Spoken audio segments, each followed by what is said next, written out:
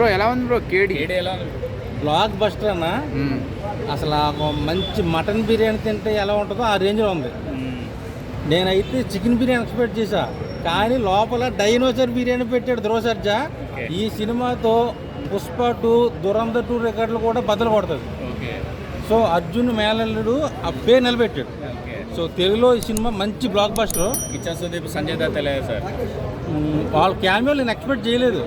అసలు దురంధర్ 2 మించి ఉంది సినిమా.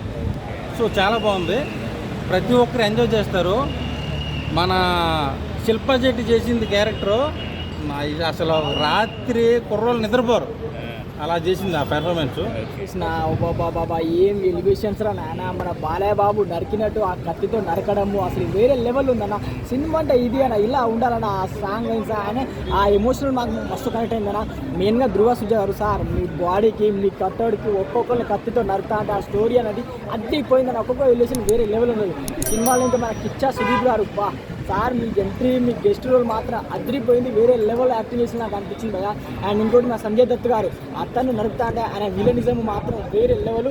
అండ్ ఒకటి చెప్తా భయ, ఈ సినిమా వస్తుంది కాబట్టి ఈ మధ్యలో చిన్న చిన్న సినిమా వచ్చాక ఈ సినిమాతో కొట్టుకోపోతే దురంధర్ రికార్డు కూడా పనికిరాదు భయ, అట్లా ఉంది. నాకు ఎలా అనిపించింది? అవి బాగున్నాయి. బ్యాక్గ్రౌండ్ స్కోర్ మ్యూజిక్ కరెక్ట్ తగ్గట్టు ఉంది. ఏంటంటే ఒకటి ఏంటంటే కొంచెం 16+ లా కన్సిడర్ చేసుకోవాల్సిందే. కొంచెం మాస్ వైలెన్స్ ఎక్కువ ఉంది. బేస్ వాయిజెస్ క్యారెక్టర్స్ బాగున్నాయి. విలన్ది బేస్ వాయిస్ డిఫరెంట్గా ఉంది, అదొకటి నచ్చింది అన్నమాట. ఓవరాల్గా వాచబుల్ మూవీ ఈ వీక్ అయితే.